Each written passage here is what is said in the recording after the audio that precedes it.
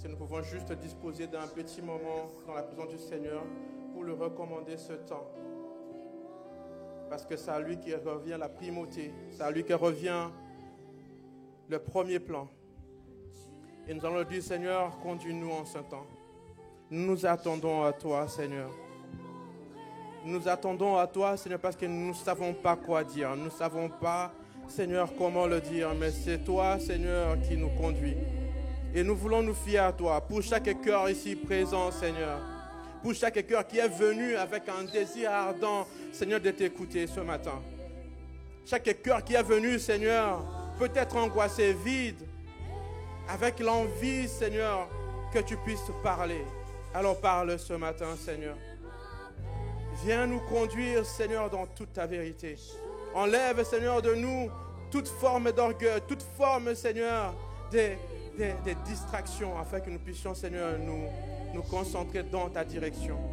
Nous voulons te bénir encore ce matin, parce qu'il n'y a personne qui soit comme toi, Seigneur, ici sur terre, sous la terre, au-dessus de la terre. Il n'y a personne qui soit comme toi.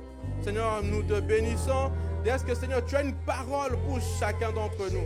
Nous te bénissons, Seigneur. Est-ce que, Seigneur, tu vas répondre, Seigneur, à un besoin qui est exprimé. Tu vas, Seigneur, apaiser un cœur. Seigneur, toi, tu vas nourrir l'espoir. Seigneur, toi, tu vas, Seigneur, encourager là où il y a le découragement. Tu vas soutenir, tu vas renforcer là où il y a la faiblesse. Seigneur, toi, tu vas relever, Seigneur, là où c'est tombé. Seigneur, notre Dieu, nous nous attendons à toi. Nous nous attendons à personne d'autre qu'à toi. Merci, Seigneur. Est-ce que, Seigneur, toi, tu as rendu ce temps possible? Parce que, Seigneur, toi, tu veux te manifester. Alors, Seigneur, viens, Seigneur. Est-ce que nous pouvons élever nos voix? Assemblée, est-ce que nous pouvons élever nos voix? Dire au Seigneur que nous sommes là pour lui. Nous sommes là pour l'écouter. Nous sommes là pour puiser. Nous sommes là pour prendre de lui. Nous ne voulons pas repartir comme nous sommes entrés. Mais nous nous attendons à lui.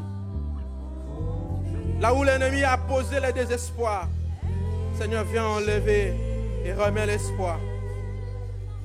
Là où il y a des distractions, que ce soit nos événements du quotidien, Seigneur, viens apaiser et remet la concentration. Mon frère a dit tout à l'heure que c'est un privilège d'être admis dans ta présence. Et nous ne voulons pas être distraits, Seigneur. Nous voulons être totalement dans ta présence. Merci, Seigneur. Reçois toute la gloire. Reçois nos acclamations. Signe d'honneur. Signe, Seigneur, d'appartenance à toi. Merci, Jésus. Au nom puissant de Jésus. Merci, Seigneur. Amen. Amen. Amen. Amen. Amen. Gloire à Dieu. Je vais vous garder juste quelques minutes debout. Parce que vous savez, c'est une culture. Et c'est une recommandation de la maison d'honorer toujours les pères. Et cette maison est bâtie sur cette culture de l'honneur et je ne peux pas commencer. C'est que le Seigneur m'a missionné aujourd'hui sans pouvoir rendre grâce à Dieu pour les pères de la maison, Pasteur Yvan, Pasteur Yves et leurs épouses. Mais je veux rendre plus encore grâce à Dieu pour les bergers de la maison, Pasteur Mira, Pasteur Laure, qui ne sont pas là. Mais leur présence est toujours ici, c'est-à-dire que ce sont des bergers de la maison. Et nous bénissons Dieu pour l'œuvre qu'ils font dans l'Occitanie. Là, ils sont cet après-midi à Cugno, c'est encore une preuve de leur engagement envers le Seigneur. Et nous bénissons le Seigneur pour cette famille que nous formons. Amen. Est-ce que vous pouvez prendre place, s'il vous plaît?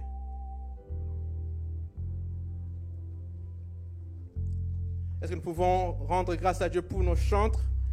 Amen. Amen, amen. Ce matin, c'est une grande responsabilité. Je disais au premier culte que c'est quand on est là qu'on respecte plus encore les pères. et qu'on respecte encore plus les bergers parce qu'on comprend exactement ce par quoi ils passent tous les dimanches. Amen.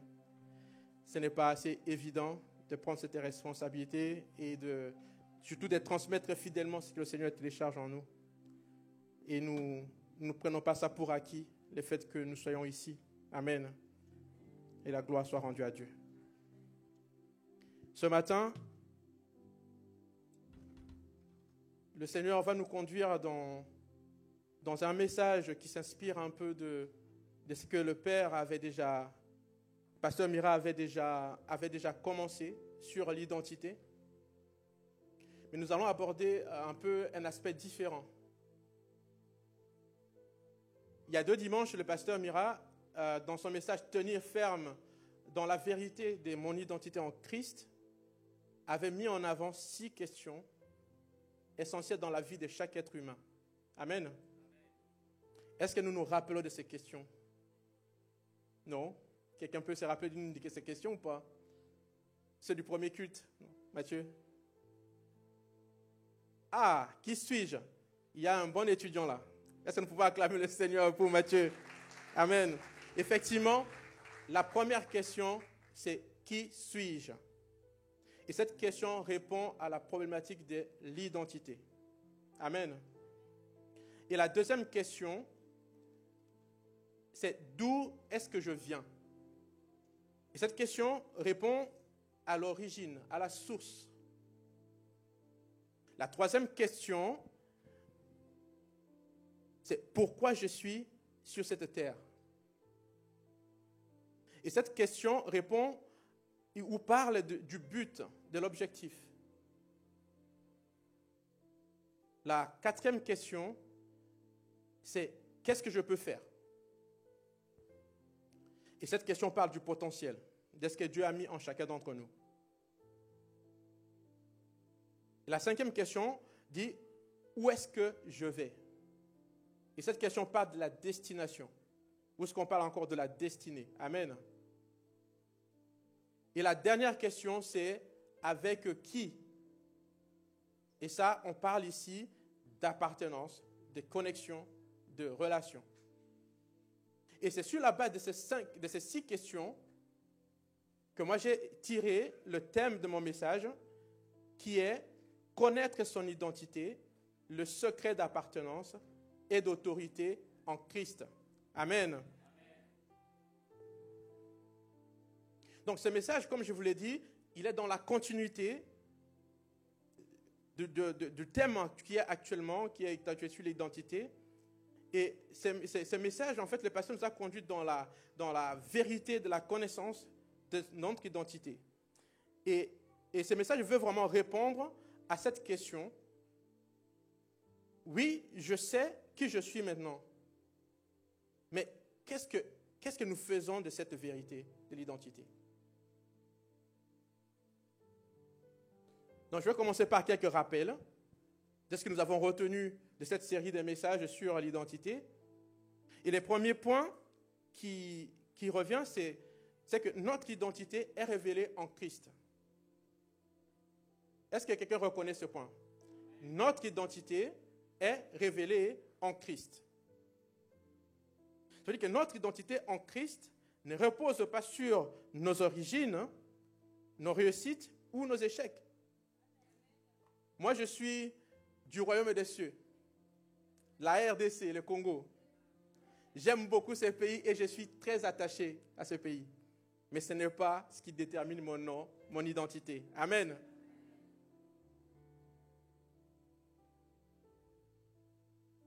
Notre identité dépend de ce que Dieu dit que nous sommes. Donc, ça ne dépend pas de d'où nous venons, de ce que nous faisons, ou de nos réussites, de nos échecs, de nos mérites. Ça dépend de ce que Dieu dit de nous que nous sommes.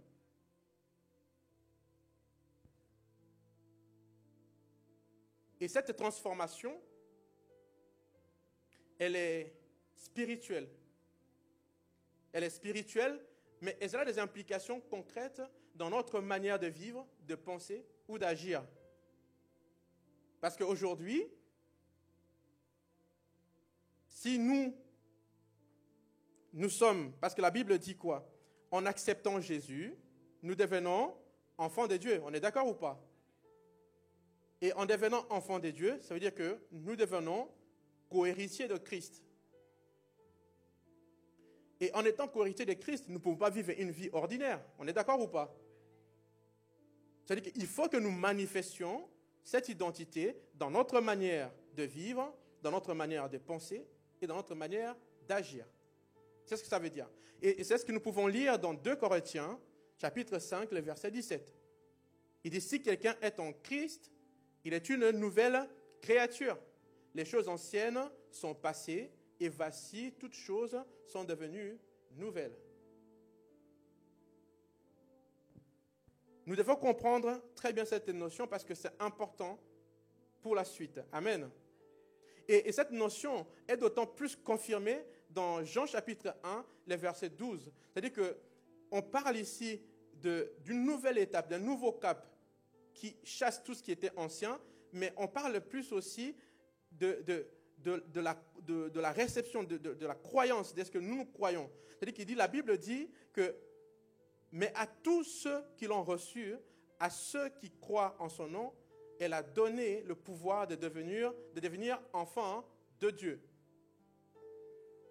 Donc, ici, on parle de notre identité. Donc, nous avons qui nous étions avant. Antoine, venu originaire du Congo. Et aujourd'hui, vous avez Antoine, citoyen du royaume. C'est ce que ça veut dire. Amen. Et je proclame dans le nom de Jésus que l'identité a switché pour tous ceux qui ont cru au nom de Jésus. Amen. Parce que ça, c'est la première chose que nous devons comprendre en tant que chrétiens, que notre identité n'est plus liée aux choses terrestres, mais elle est liée aux choses célestes.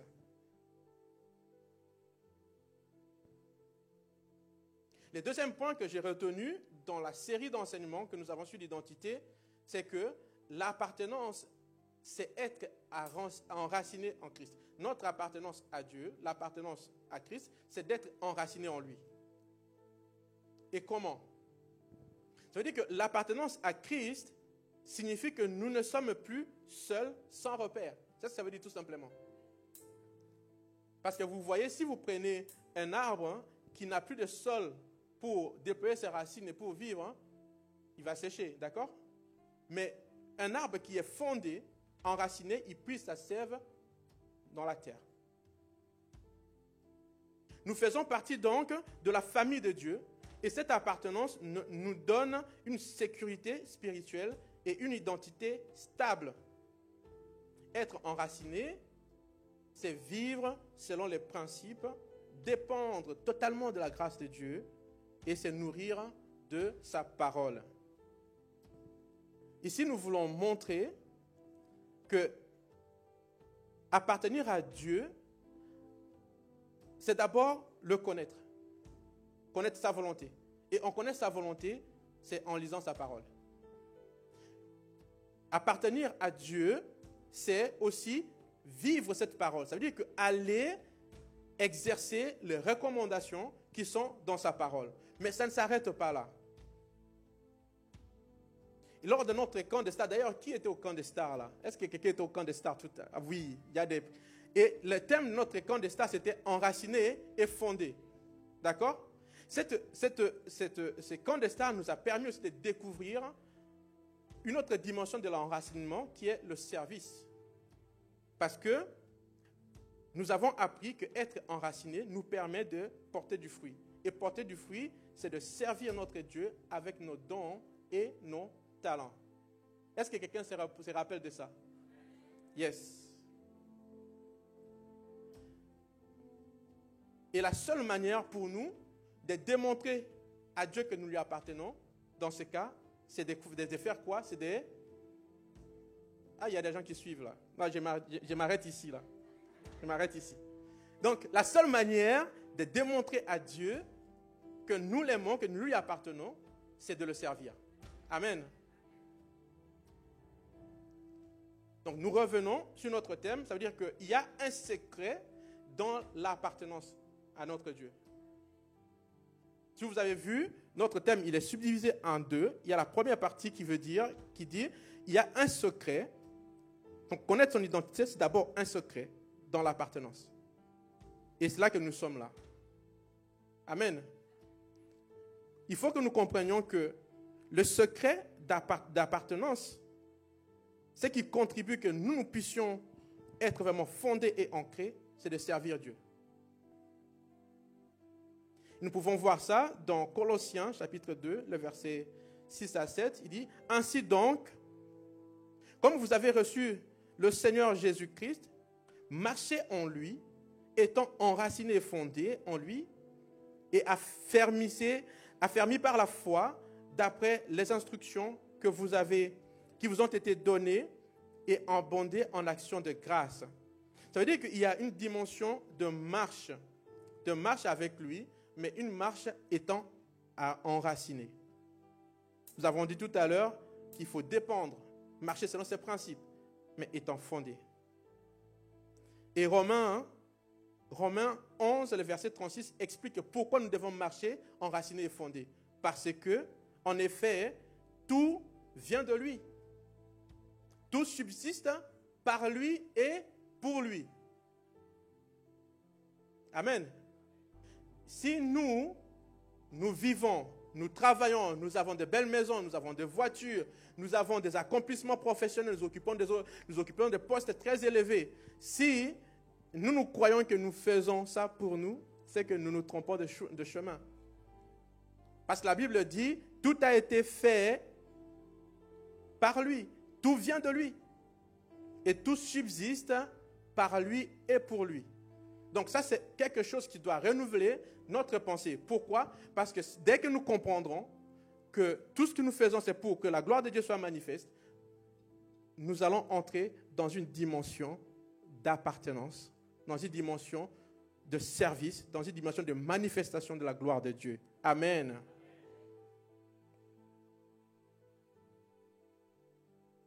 Donc cette dimension, le secret d'appartenance, nous l'avons compris, c'est le service. Si tu sais que là où tu vis, tu vois par exemple, je donne des exemples banals parce que Dieu n'a pas besoin de beaucoup de choses. Quand tu fais des choses, par exemple dans ton quartier, tu fais du soutien scolaire, tu aides des papiers, des mamies qui traversent la rue, tu aides, tu donnes de ton temps, tu vas aux plus démunis. Le Seigneur dit, oui, celui-là, il m'appartient. Pourquoi? Parce que la question que Dieu a répondu, parce que il y a Dieu, dans Matthieu, il dit qu'il a divisé deux parties. Il y avait des moutons et des chèvres. Et il a dit à ceux qui ont dit que non, vous m'avez vu nu et vous m'avez vêtu. D'accord? Étranger, vous m'avez accueilli. J'avais faim et vous m'avez donné à manger. Mais cette dimension de service, tu vas te demander au Seigneur, mais quand est-ce que nous avons fait ça? Quand est-ce que t'avons-nous vu nu, t'avons vêtu? Quand est-ce que vous avez... Non, il t'a dit, à chaque fois que vous avez fait à l'un de mes petits, à chaque fois que vous avez fait à l'un de mes petits, c'est à moi que vous l'avez fait. Et cette dimension d'appartenance, il vient au travers de ça. C'est l'un des moyens privilégiés par lequel le Seigneur voit que celui-là, c'est mon enfant. Il y a plusieurs dimensions. Il y a la dimension de l'amour. Il y a la dimension de l'amour des uns des autres. Il a dit aussi. Mais cette dimension ici dans notre message, on veut mettre l'accent sur cette dimension de service parce que c'est de là découlent beaucoup de choses. Donc nous allons passer au point suivant. Ici, on parle aussi d'autorité en Christ. Et nous devons comprendre que l'autorité dont on parle ici, c'est une autorité qui est déléguée par Christ lui-même. Amen. Parce que l'autorité, ici, n'est pas une domination humaine. L'autorité dont on parle ici, ce n'est pas le fait d'être chef, de commander, de dire aux gens, vous devez obéir, c'est moi qui suis le chef. C'est de moi que vous répondez. Je vais me rendre compte. Non. C'est une puissance spirituelle. L'autorité dont on parle ici, c'est une puissance spirituelle. Pourquoi? Pour vaincre le péché, pour résister à l'ennemi et accomplir la mission divine. Donc il y a 3 dimensions dont on parle ici dans l'autorité qui est conférée par Christ. La première dimension, c'est quoi? C'est vaincre le péché. La deuxième dimension, c'est quoi? C'est résister à l'ennemi. Et la troisième dimension, c'est accomplir la mission. Amen. Et ces 3 dimensions sont fondées sur la victoire de Jésus à la croix. Parce que sans la croix, il n'y a rien. Et la Bible dit aussi que ce pouvoir, cette victoire est transmise à tous ceux qui croient. Donc il y a la dimension de la foi. Donc cette autorité se manifeste aussi d'abord dans la prière, dans l'annonce de l'évangile et dans notre vie de tous les jours. On reprend autrement les 3 dimensions que je viens de parler tout à l'heure. Si vous pouvez aller concrètement dans la prière c'est la base. On est d'accord ou pas? La prière c'est la base. La prière nous permet de cultiver une intimité avec le Seigneur, d'avoir une relation personnelle avec Dieu. La prière, sans la prière, tu ne peux pas connaître la volonté de Dieu, parce que c'est au travers de la prière que Dieu, en fait, tu échanges avec lui, tu lui communiques des choses, il te parle, tu l'écoutes. Mais dans la prière aussi, tu vas lui dire, mais Seigneur, quelle est ta volonté? Il va te dire, va dans ma parole. Parce que ma parole dit aussi que la foi vient de ce que l'on entend. Et tout ce que l'on entend vient de la parole de Dieu. Seigneur, je crois en toi. Mais Seigneur, qu'est-ce que toi tu veux pour moi? Pour cette saison, dans l'Occitanie, pour cette année. Je suis étudiant. Seigneur, donne-moi la direction. Je travaille, Seigneur, mais quelle direction tu veux donner à ma carrière? Seigneur, parle-moi. Et c'est en te parlant que Dieu te confie une mission. Et cette mission-là, c'est d'aller annoncer la bonne nouvelle. Et c'est ce que je dis tout à l'heure, c'est que vous allez annoncer l'évangile. L'évangile, ça veut dire tout simplement evangelio, ça veut dire bonne nouvelle. Et cette bonne nouvelle, qu'est-ce que tu vas annoncer? Si tu n'as pas d'intimité avec le Seigneur, si tu n'as pas un témoignage intérieur, tu ne vas rien annoncer. Moi, je veux annoncer que le Seigneur a fait que j'ai mon travail aujourd'hui. Amen. Le Seigneur a fait que j'ai un enfant. Le Seigneur a fait que je me suis marié. Le Seigneur a fait que mon année a réussi. Le Seigneur m'a guéri. Le Seigneur... Il y a des bonnes nouvelles. Il y a au taquet de bonnes nouvelles. À condition que nous ayons notre dimension d'intimité avec le Seigneur. C'est important. Et la vie de tous les jours, c'est juste... ce que nous faisons au quotidien, associer Dieu à ce que nous faisons au quotidien. Parce que ce reflet, ces témoignages, on ne peut pas les donner. Il y a un champ où aller donner des témoignages. Il y a un champ pour la mission. On n'annonce pas l'évangile dans sa chambre, dans sa maison. Non, non, il faut sortir pour annoncer. Et il y a des personnes qui sont intéressées par ton témoignage. Et nous pouvons lire cette dimension d'autorité dans Luc 10, le verset 19. Il dit, voici, je vous ai donné le pouvoir de marcher sur les serpents et les scorpions et sur toute la puissance de l'ennemi. Et rien ne pourra vous nuire. C'est de cette autorité dont on parle ici, dans ces 3 dimensions. Et ces pouvoirs, comme on l'a dit, il est transféré par ces versets-là, mais aussi, il confère une mission. Et cette mission, Dieu l'atteste dans Matthieu 28, donc le verset 18 à 19, qui dit, tout pouvoir m'a été donné. Il commence par une affirmation. Et ça, c'est une vérité qu'on doit avoir au fond de nous. Parce qu'en Christ, Christ a eu tout pouvoir. Il n'y a aucune limite au pouvoir de Christ. Et il dit, tout pouvoir m'a été donné dans le ciel et sur la terre. Donc c'est un postulat. Il dit, allez donc. Donc, vous voyez, il vous rassure. Christ, il rassure. Il dit, tout pouvoir m'a été donné. Tout m'appartient. Tout est sous mon contrôle. Conscient de cette vérité, il dit maintenant, allez, faites des nations, des disciples, les baptisant au nom du Père, du Fils et du Saint-Esprit. Amen. Et moi, je crois à cette dimension-là de la mission. Parce que Dieu a notre communauté, moi je suis émerveillé. ICC Toulouse, nous sommes tellement bénis. Il y a des ingénieurs, il y a des qualiticiens, il y a des infirmiers, des médecins, des avocats. Il y a un vivier de talents. Un vivier incontournable de talents. On a des prophètes, on a des enseignants, on a des prédicateurs. Mais ce qui est dit ici, c'est que malgré ce vivier de talents, si cette dimension d'autorité n'est pas appliquée dessus, tous ces talents sont vains. Nous allons rester ici, être bien beaux, comme je vous vois là, vous êtes bien habillés, très beaux, mais on va rester entre nous. Parce que c'est une chose d'avoir un don de prophétie, un don de voyance, je ne sais pas, c'est de voir discerner les esprits. Tu peux regarder que voilà, il y a un esprit de distraction dans cette assemblée, et tu vas dire, non, c'est un exemple, hein. J'arrive. J'enlève l'exemple. Ça veut dire que tu peux discerner un esprit, mais c'est une chose de discerner cet esprit et une autre de chasser cet esprit. Je ne sais pas si vous comprenez un peu. La différence entre le don et le pouvoir, le don vous permet d'expérimenter, de voir, de faire des choses, mais le pouvoir de l'autorité que confère l'autorité te permet d'ordonner et de commander. Amen.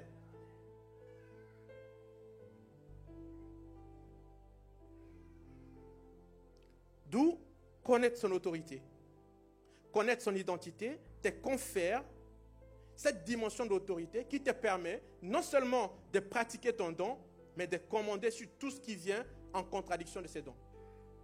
Amen.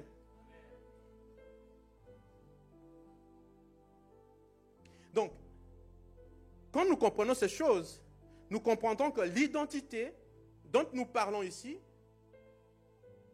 c'est une identité spirituelle. Ce n'est pas qui vous voyez là. C'est que si vous voyez là, moi, c'est une représentation de qui est au-dedans de moi. Les vrais moi. Amen. Et c'est ce vrai moi, ce vrai toi, c'est de celui-là dont on parle, qui doit être le reflet de Christ. Le pasteur Mira disait dans son message, je le cite, « Notre identité ne se résume pas à ce que nous faisons, mais à ce que Dieu dit de nous que nous sommes. » D'accord? Et moi, j'aimerais quand même qu'on fasse un exercice. Donc là, aujourd'hui, cet après-midi, c'est bien structuré. Donc il y a un bloc ici, un bloc là, un bloc là. Et je vais passer par chaque bloc. Et moi, je vais juste dire un truc. En Jésus, nous sommes, et je vais entendre des réponses. Amen. On commence par ici. En Jésus, nous sommes. Amen. Waouh. C'est mieux que ce matin. Ici, en Jésus, nous sommes. Amen. Et ici, en Jésus, nous sommes. Magnifique. Est-ce que vous comprenez? Toutes ces choses-là que vous venez de dire, ce sont les attributs qui font que celui qui est au-dedans de nous, de chacun d'entre nous. Amen. Moi, je peux crier haut et fort. Je dis, en Jésus, je suis justifié. En Jésus, je suis sanctifié. En Jésus, je suis aimé. En Jésus, je suis choisi. En Jésus, je suis un ambassadeur du royaume. Amen. Je peux le crier haut et fort. Pourquoi? Parce que je suis crucifié avec Christ. Et donc, ce n'est plus moi qui vis, mais c'est Christ qui vit en moi. Vous comprenez là où nous voulons en venir? Ça veut dire que celui qui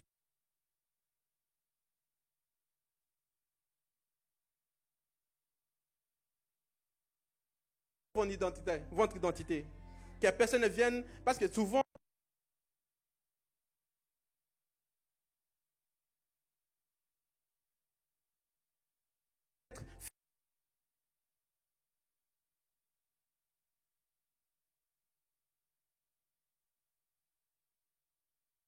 vous voyez comment l'ennemi vient te tromper.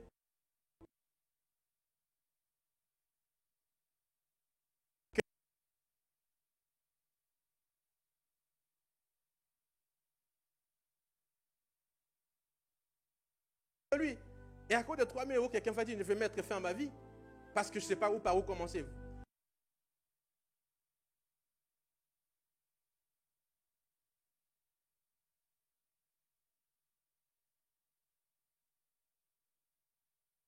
Nous sommes justifiés, sauvés, sanctifiés.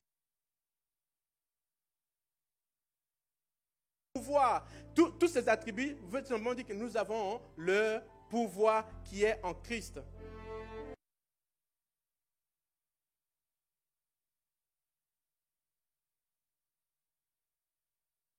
Il n'y aura pas qu'un seul talent dans ta vie.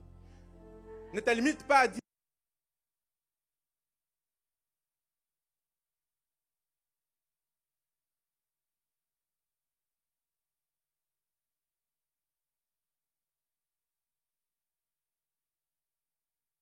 les RH. Non.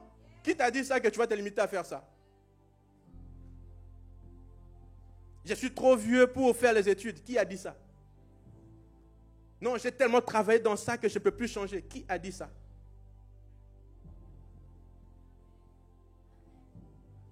Donc, cette identité dont on parle ici, ce n'est pas une identité qui vacille parce que les situations viennent dans notre vie. C'est une identité stable.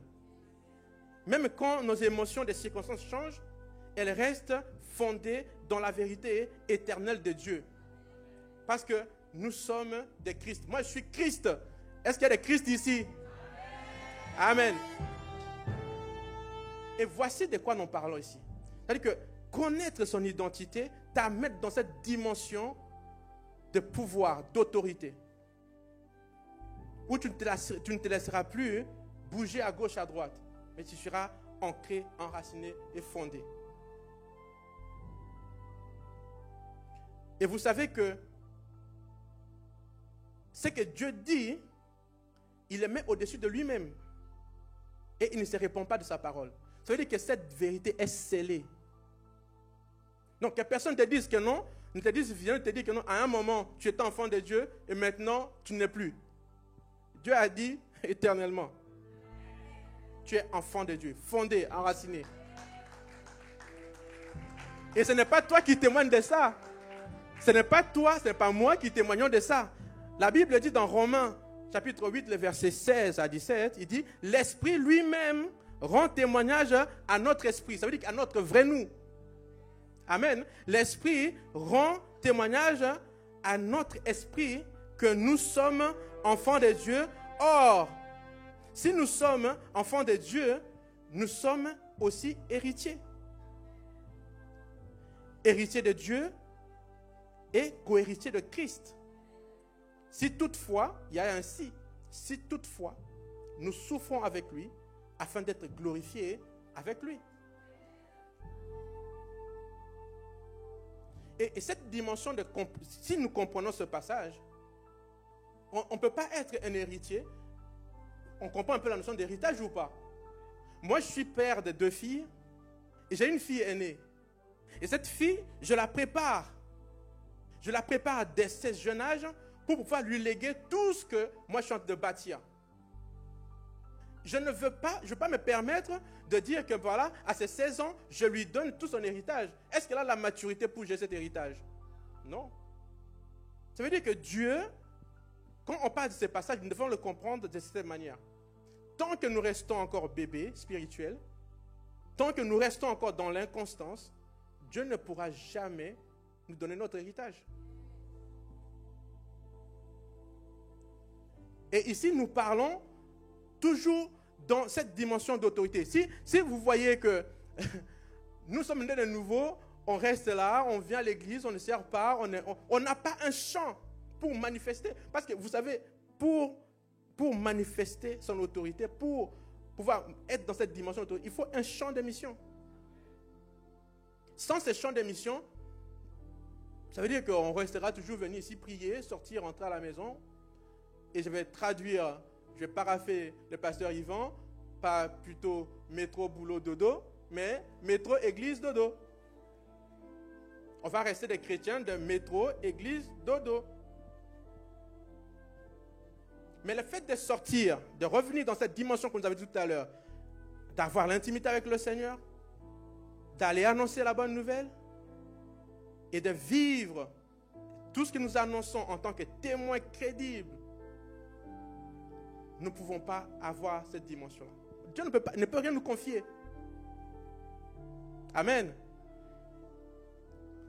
Donc cette notion d'héritage, cette notion d'héritier de Dieu nous appelle à ce que nous puissions grandir dans notre identité, dans notre notion d'identité. Il faut que nous puissions grandir. Car on ne confiera jamais l'héritage à un bébé ou à une personne qui ne manifeste pas une volonté d'avancer, de constance, de fidélité, de fiabilité.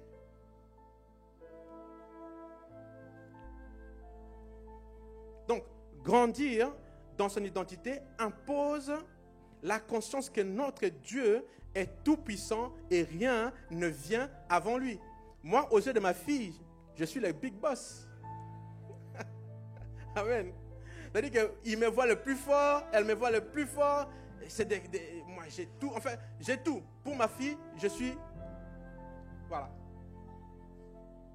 Mais nous aussi, nous devons avoir cette attitude que c'est de Dieu que nous dépendons complètement. Vous voyez, on parle de secrets. Les secrets sont des choses cachées.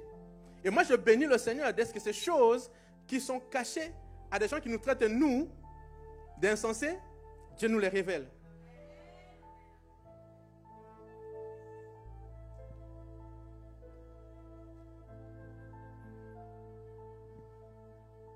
Aujourd'hui, je veux qu'on puisse lire le passage là, Jean chapitre 3, le verset 31. Il dit, celui qui vient d'en haut est au-dessus de tout. Celui qui est de la terre est de la terre. D'accord? Et il parle comme étant de la terre. Mais celui qui vient du ciel est au-dessus de tout. Donc, on vient aussi, en comprenant la croissance dans notre identité, nous impose un positionnement. On est d'accord ou pas? Il faut être stratège. Si tu vois deux personnes, un gabarit, un autre qui est très costaud, un autre qui est trop petit, pour ta sécurité, tu te mets du côté du plus costaud. On est d'accord ou pas? Donc, ces passages, vous pouvez me remettre ces passages s'il vous plaît. Ces passages, il nous met en place deux types de personnes. Il y a celui qui vient d'en haut et celui qui vient de la terre. Je n'ai pas besoin de vous faire un dessin. Les deux, il n'y a pas de photo. Parce que celui qui vient du ciel, la Bible dit qu'il est au-dessus de tout. Il est au-dessus de tout. Et celui qui est de la terre est de la terre. Il n'a même pas de position. On dit seulement qu'il est de la terre. Non, son positionnement, c'est la terre. OK? Et il parle comme de la terre. Mais ici, le deuxième positionnement, on dit, celui qui vient du ciel est au-dessus de tout. Donc, notre identité, connaître notre identité, c'est d'avoir un positionnement du côté de celui qui vient du ciel. Pourquoi? Parce que lui, il est au-dessus de tout. Et rien ne vient avant lui. Et voyez-moi me promener. Je vais me promener les torses. Je suis du côté de qui? De celui qui vient. Je suis au-dessus de... Amen. Et ce verset, il vient compléter cette notion de puissance que nous avons lue dans Luc 10, 19. Il dit que nous avons un pouvoir de marcher sur tout. Les scorpions, les serpents et sur toute la puissance de l'ennemi.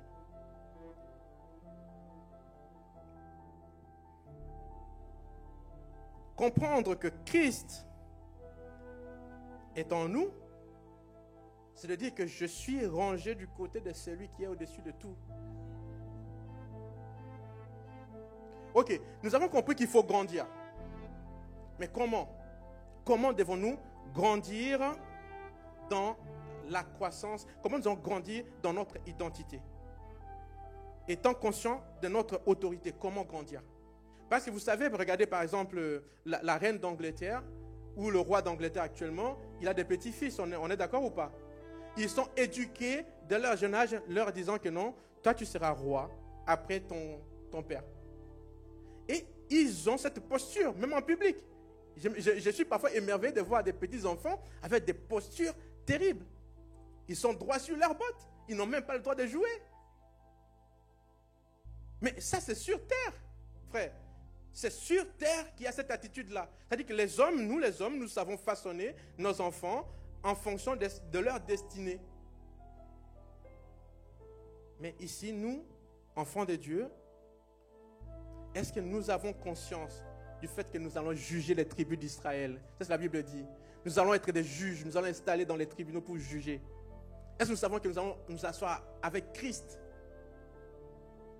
Mais est-ce que nous avons une posture qui nous prépare à ça? Amen. Donc, le secret de notre identité, c'est ça.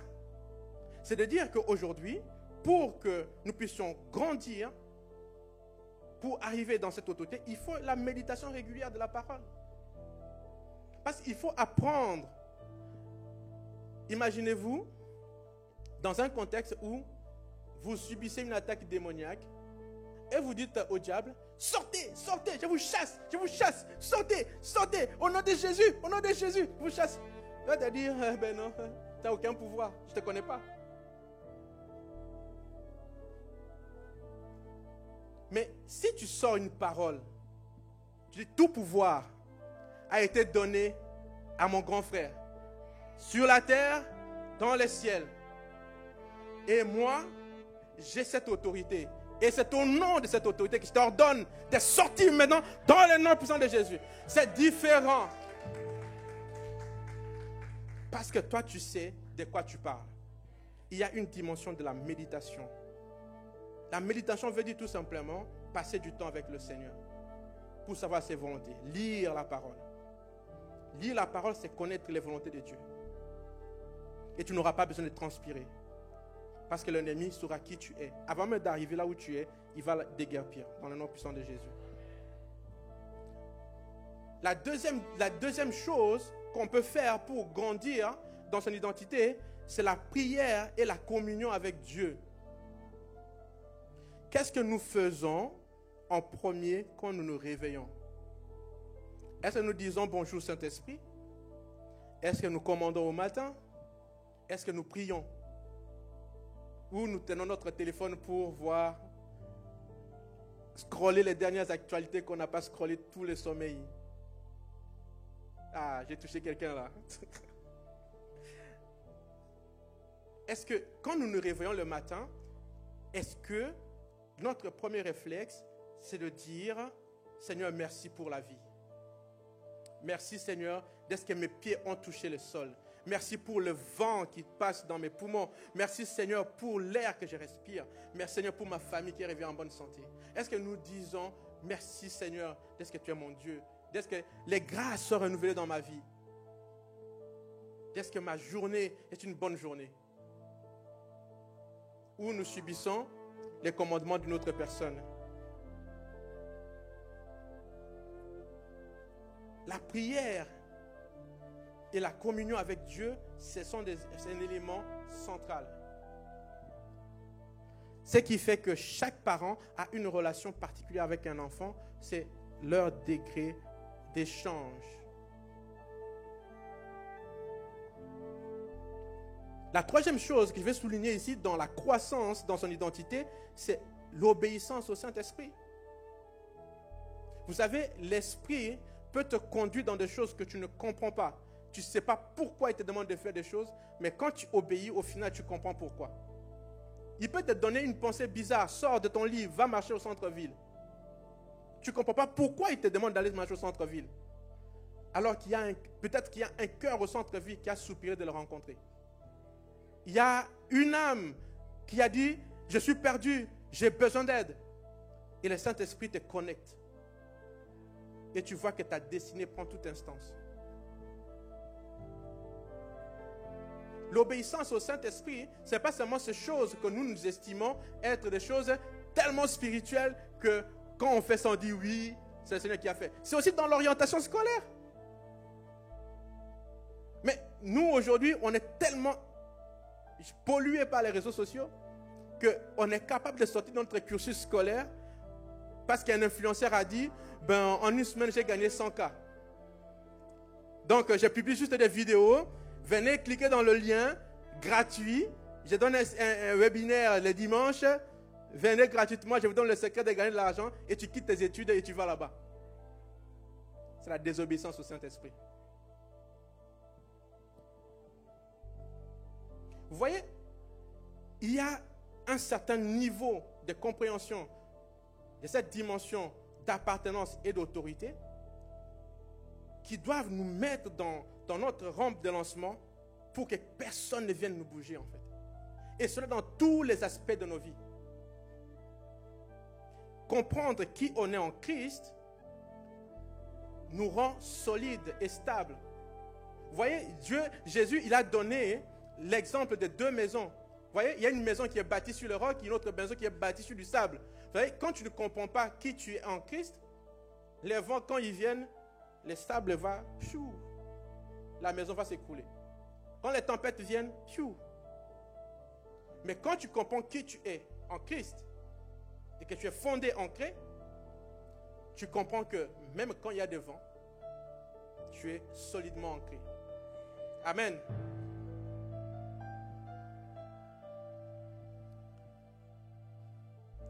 Donc ici, grandir, en fait, c'est d'exercer, grandir dans la connaissance de son identité, c'est tout simplement exercer son autorité ou dans les champs de mission que Dieu nous a donnés. Amen. Parce que chacun d'entre nous a une mission. C'est pour ça que Dieu nous a donné des talents. Et que Dieu nous interpelle sur l'autorité et l'appartenance. Pourquoi? Parce que quand nous savons qui nous sommes, quand nous savons ce que Dieu nous a donné, en fait, ces deux éléments n'ont qu'une seule issue. C'est d'aller et de les exercer. On ne peut pas faire autrement.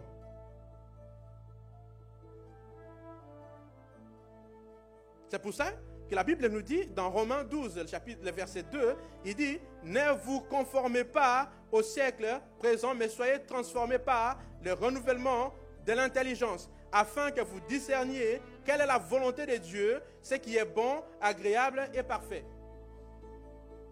Le discernement.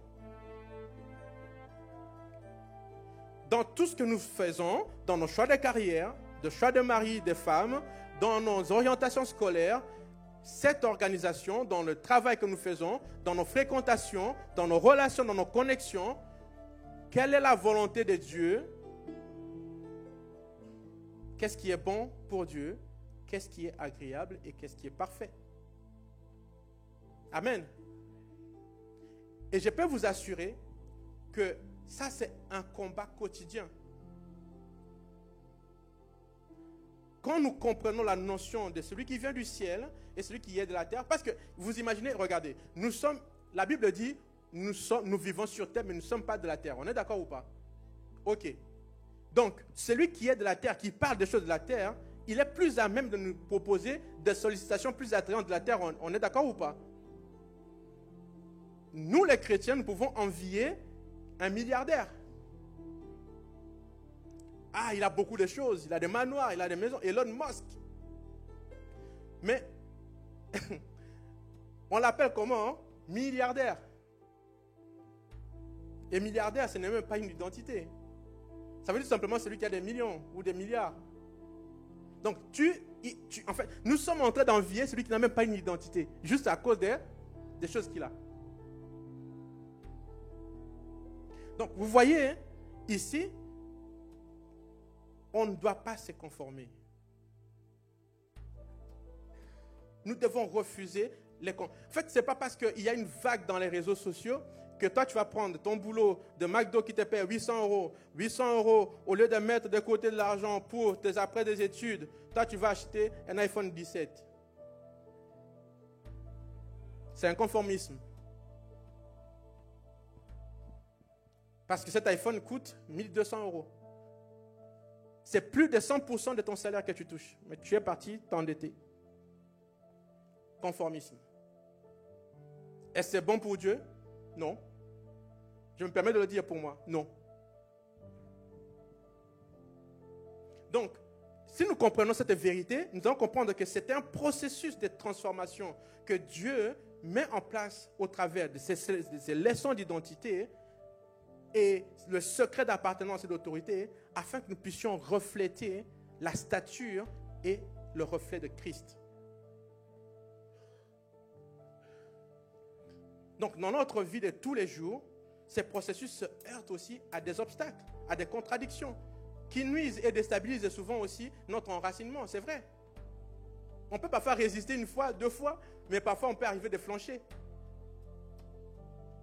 Il y a plusieurs réalités qui s'imposent à nous comme des vérités sur qui nous sommes.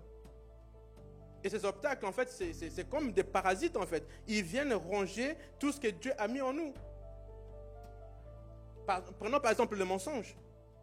Le mensonge, c'est la chose la plus répandue, en tout cas parmi nous les chrétiens.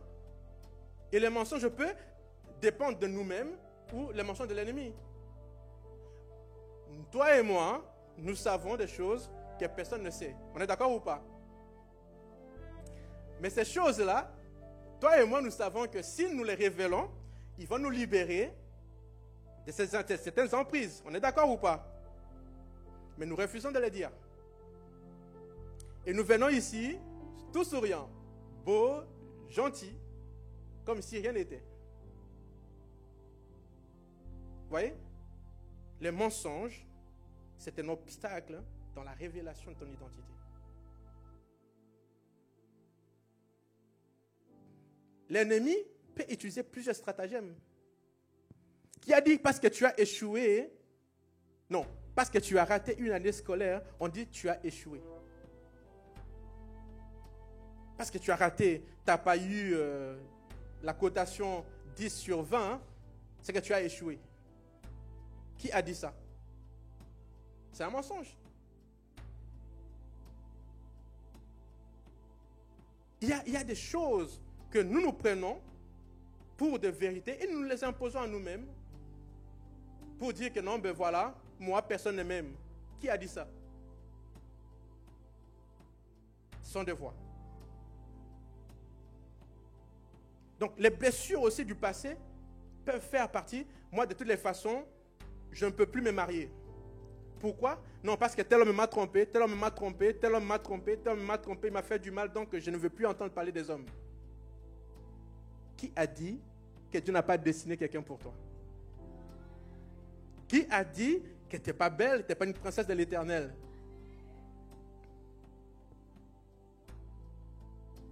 Les blessures du passé. Il y a aussi les comparaisons. Les comparaisons, on les fait tout le temps. Et les comparaisons sont très dangereuses parce que les comparaisons légitiment même les mauvaises choses. Parce que quand nous voyons, surtout les grands frères et les grandes sœurs de l'Église, sont des modèles. Parce que si nos petits frères, nos petites sœurs nous retrouvent dans des choses bizarres, ils vont dire ben, c'est tout à fait normal parce qu'elle le fait, donc moi, je peux le faire. Notre témoignage est important. Notre témoignage est très important. Pourquoi? Parce que Dieu a besoin de ça pour appeler des âmes. Mais si nous-mêmes, à l'école, nous sommes un modèle de médiocrité, en fait, les comparaisons peuvent avoir plusieurs scénarios. Amen. Donc, ces choses-là sont des obstacles dans la révélation de notre identité. Il y a aussi le rejet, l'abandon. Depuis que je suis tout petit, personne ne m'aime. On me dit que, voilà, je ne vaux rien. On. Et dans les on, si tu poses la question, il n'y a jamais personne. Parce qu'il y a des voix qui parlent contre ton identité. Et tous ces faits ont pour dénominateur commun celui que la Bible appelle le voleur. Vous connaissez ou pas? La Bible dit le voleur ne vient que pour dérober, pour égorger et détruire. Donc nous comprenons que tous ces faits, toutes ces voix qui parlent contre qui nous sommes en Christ et qui nous empêchent de manifester notre appartenance à Christ, qui nous empêchent de pouvoir exercer notre autorité, c'est tout simplement la ruse de l'ennemi parce que lui, sa volonté, c'est de dérober, égorger et voler. Parce que c'est un marchand. C'est un marchand. Mais la bonne nouvelle, c'est qu'en Christ, nous avons des armes spirituelles pour renverser ces forteresses et vivre pleinement notre identité. Voici la bonne nouvelle. Amen. Et j'aimerais qu'on puisse lire ensemble. Est-ce que vous pouvez nous mettre ce passage, s'il vous plaît? 2 Corinthiens, chapitre 10, le verset 5. Est-ce que nous pouvons lire ensemble? 1, 2, 3, lisons. Nous renversons les raisonnements et toute hauteur qui s'élève contre la connaissance de Dieu et nous amenons toute pensée captive à l'obéissance de Christ. Amen. C'est le verset préféré de ma femme. Amen.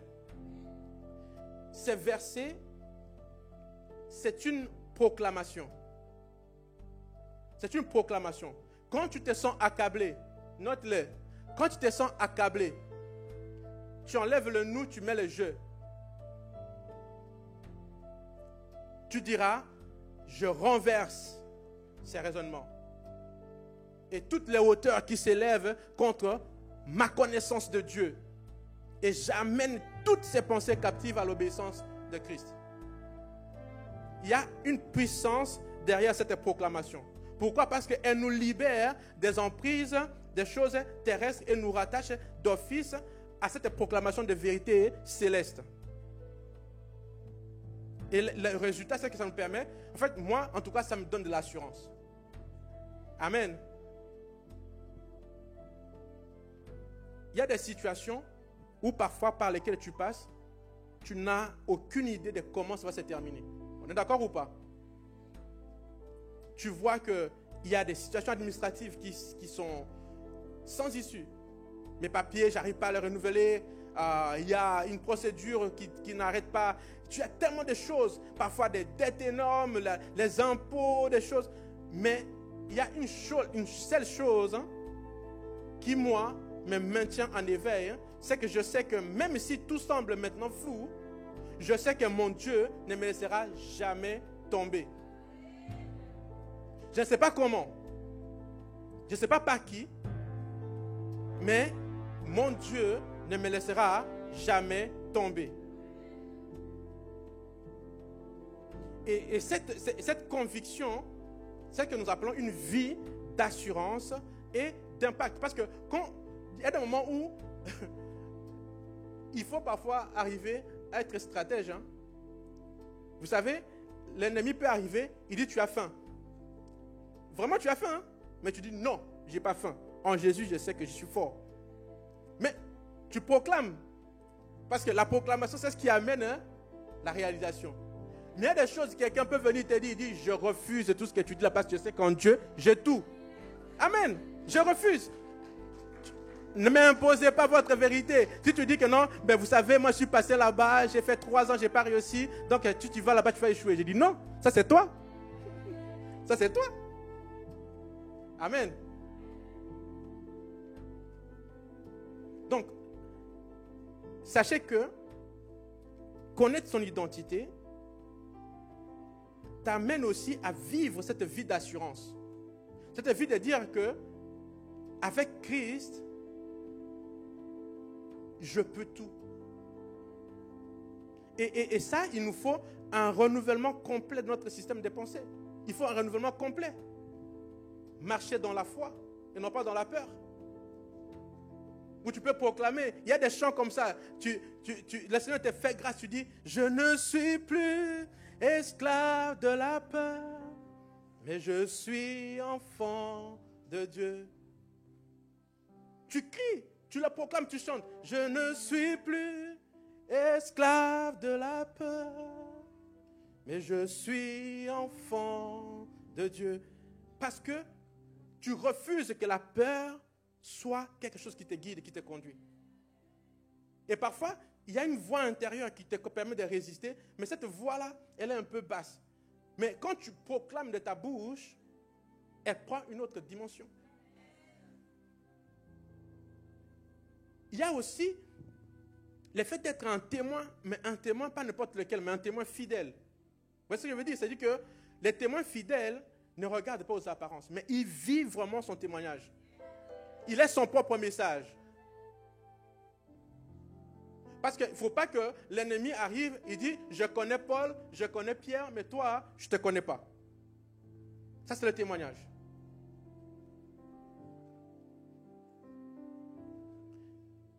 Vivre cette assurance et cet impact, c'est aussi porter du fruit pour le royaume.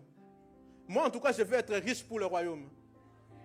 Est-ce qu'il y a quelqu'un qui veut être riche pour le royaume ici? Parce qu'aujourd'hui, nous ne sommes pas appelés à rester là. Nous sommes appelés à bouger ces murs. Il faut que ces murs bougent et poussent.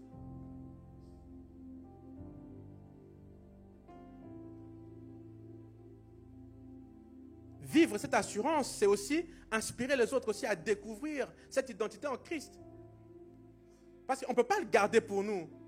C'est pas si vous, quand vous avez une bonne nouvelle, ça gratte, il faut communiquer à quelqu'un. Ça gratte. Il faut que ça gratte quelqu'un pour communiquer à quelqu'un que non, je suis enfant de Dieu.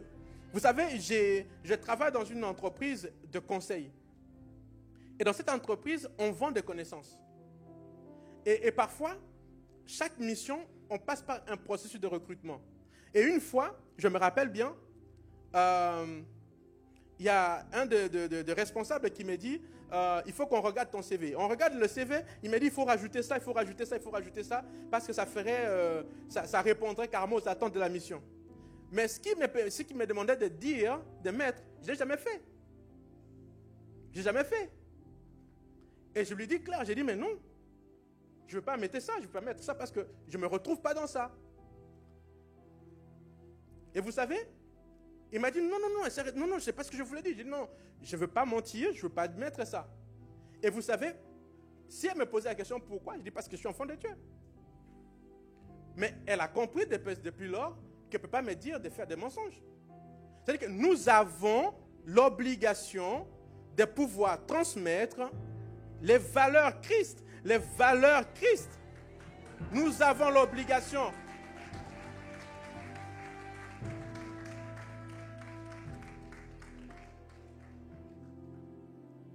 Donc je vais atterrir, mais par un exemple d'un homme que j'estime qui résume un peu cette dimension de la connaissance de l'identité et surtout qui a exercé ce secret-là d'appartenance et qui a vraiment pratiqué cette autorité-là par rapport à cette dimension de relation qu'il avait avec le Seigneur. Et cet homme, c'est David. On le connaît, David, ou pas? Amen. Et David, il est une illustration parfaite de son identité, de conscience de son identité, malgré ses imperfections. Il savait qui il était, d'où il venait, et de qui il dépendait totalement, et surtout avec tout ce que cela impliquait. Vous savez, David, il parlait de sa dimension terrestre, qu'il est né de l'impudicité, il est né... Vous voyez, il s'est lamenté sur ses origines, mais il savait qu'il dépendait totalement de Dieu. Mais dans le regard des hommes, il y a deux regards qui sont portés sur lui. Et ce sont avec ces deux regards que j'aimerais qu'on puisse terminer ce temps. Le premier regard, c'est le regard des hommes. Les hommes, ils le voient comment? Ils vont le voir. Là, nous pouvons regarder dans le livre de Samuel ou dans certains psaumes. Tout le monde va le regarder avec certaines réalités dans lesquelles il était impliqué de manière positive ou négative. D'accord? Par exemple, David était quoi? Il était un frère oublié. Il était un berger ou pas? Il était un musicien, un excellent musicien. Et David était aussi un serviteur. David était reconnu aussi pour son infidélité, son adultère aussi. Mais ça, c'est le regard des hommes. Et le regard des hommes, dans tout ce que je vais citer, je vais vous expliquer ces faits. Je vais vous évoquer quelques faits de ce regard-là. D'accord?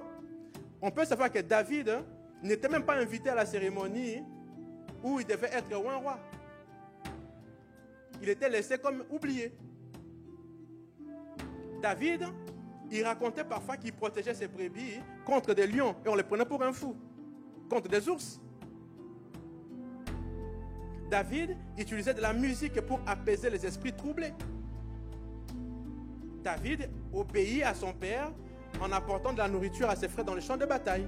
Donc il était obéissant. Il a montré aussi son humilité et son obéissance, même dans les tâches les plus difficiles, même les plus simples aussi.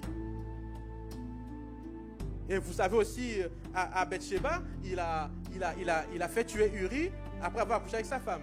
Donc, toutes ces choses-là, il savait aussi qu'il était un père avec plusieurs enfants et sa relation avec ses enfants était un peu toujours conflictuelle. Dans son rôle de père, c'était pas ça. Mais ça, c'est ce que les hommes voient de lui. Voici le regard des hommes sur David. Ça, c'est celui qui vient de la terre, qui parle des choses de la terre. Amen. Mais nous allons voir ici, qu'est-ce que Dieu dit de David. Dieu dit de David que j'ai trouvé David, fils d'Ésaïe, un homme selon mon cœur qui accomplira toutes mes volontés. Voici ce que Dieu dit de David. Ça veut dire que David était un roi de l'Éternel. Amen. Et là, je reviens là-dessus parce que c'est important. C'est important. Dans l'exercice de son autorité, c'est important de comprendre qui on est. Parce que c'est ce qui va nous donner la légitimité de le réclamer. Un jour, je dormais chez moi et ma femme m'a réveillé, m'a dit qu'en fait, je priais au nom de Jésus dans le sommeil. Mais je me rendors et je fais le même rêve étrange où on me poursuit. Et moi, je me suis réveillé, j'ai mis les genoux à terre. J'ai dit, mais qui êtes-vous pour perturber mon sommeil? J'étais enceinte, j'avais eu la sainte colère. J'ai dit, mais qui êtes-vous pour toucher au roi de l'Éternel? Qui êtes-vous?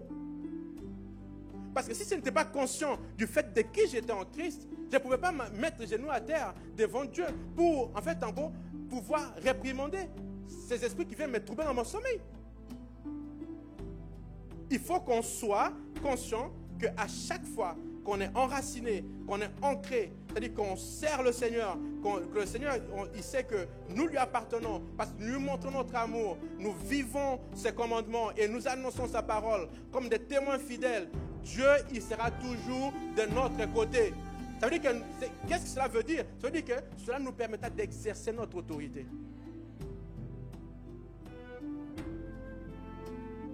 Donc, si aujourd'hui, il y a quelque chose avec lequel tu dois partir d'ici, sache que le secret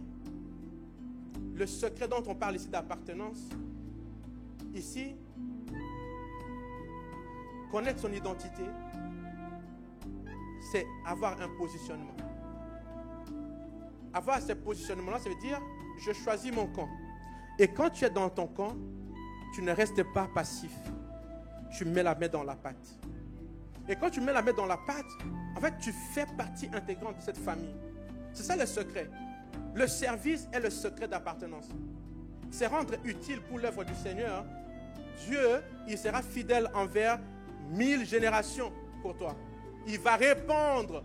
Parce qu'il y a plusieurs... Abraham, vous voyez, Abraham, il a répercuté sa bénédiction sur tous ses enfants. Et Dieu parfois dit, à cause de ton père David, à cause de ton père Abraham. Parce qu'il y a un secret dans l'obéissance et dans le service du Seigneur. Et ce service nous permet de capter la nature de Dieu, de vivre la nature de Dieu. Et cette nature de Dieu, c'est ce qui nous confère son autorité. Amen. La Bible dit que parce que nous avons été crucifiés avec Christ, ce n'est plus nous qui vivons, mais c'est Christ qui vit en nous. Voici ce à quoi je veux que tu partes avec ça ce matin. Et que le Seigneur puisse vraiment nous faire grâce de pouvoir vraiment passer à cette dimension supérieure dans le service, de dire Seigneur, je veux te servir, je veux recharger mon compteur dans ton service. Je veux aller avec toi. Je veux que tu me montres, que tu me parles des choses que je n'ai jamais entendues, que tu me montres des dimensions d'intimité avec toi que je n'ai jamais franchies, que tu me fasses franchir des paliers dans lesquels je n'ai pas encore franchi, que tu me fasses montrer vraiment cette dimension d'autorité, peut-être à laquelle j'aspire encore, peut-être que je n'ai pas encore eu, peut-être que je n'ai jamais encore exercé l'autorité sur un esprit, mais je veux, Seigneur, je le veux. Parce que la Bible nous dit aspirer aux dons spirituels. Aspirer aux dons spirituels. Et les dons spirituels, comme nous l'avons dit, ils ne sont rien sans la dimension d'autorité. Amen. Est-ce que nous pouvons nous lever pour recommander cette parole entre les mains du Seigneur. Nous pouvons acclamer aussi le Seigneur aussi pour sa parole.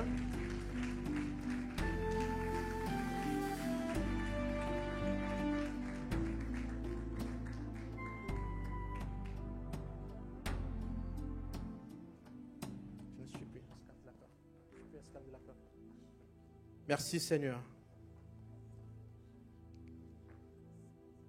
Seigneur, nous sommes là pour toi.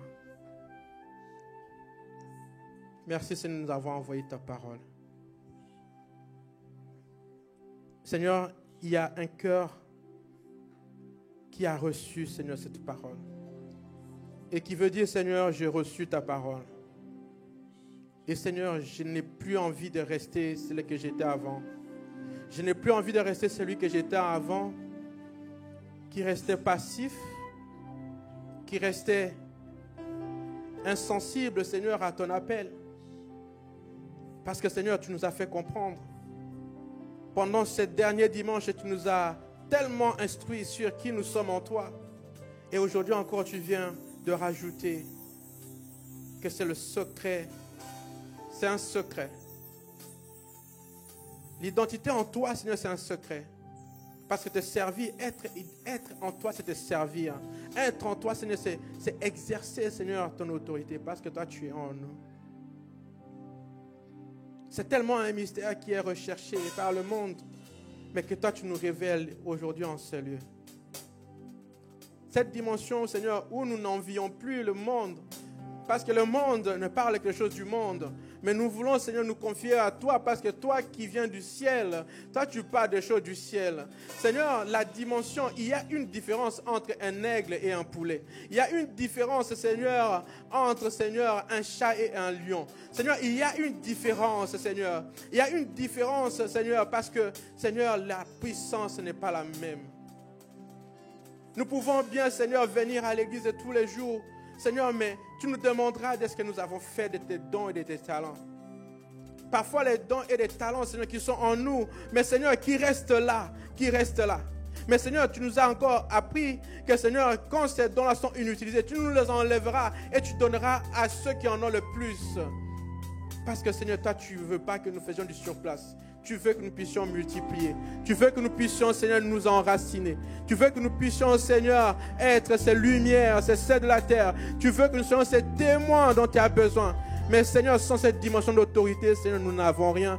Nous ne pouvons rien, Seigneur. Viens, Seigneur, mettre le zèle, Seigneur, dans ces cœurs qui s'est refroidi. Peut-être par rapport à ce que l'autre a fait. Mais non, mais aujourd'hui tu nous dis encore, Seigneur, qu'il s'agit d'une relation personnelle. Il ne s'agit pas de comparaison. Il s'agit d'une relation personnelle. Il s'agit d'une relation personnelle avec le Seigneur. Merci, Père, d'est-ce que ta parole est vérité. D'est-ce que, Seigneur, toi, tu l'as placée au-dessus de toi. Et que tu as dit, Seigneur, qu'elle ne retourne jamais en toi sans qu'elle n'ait accompli ce pourquoi elle a été libérée. Seigneur, je te prie, ma prière pour mon frère, pour ma soeur, c'est que, Seigneur, que cette parole nous saisisse, nous tous, et que, Seigneur, nous puissions, Seigneur, passer dans cette dimension où nous exerçons notre autorité, dans cette dimension où nous démontrons notre appartenance en toi, sans honte, Seigneur, sans honte, Seigneur, sans honte, Seigneur, sans honte, Seigneur, dans le nom puissant de Jésus. Amen. Amen.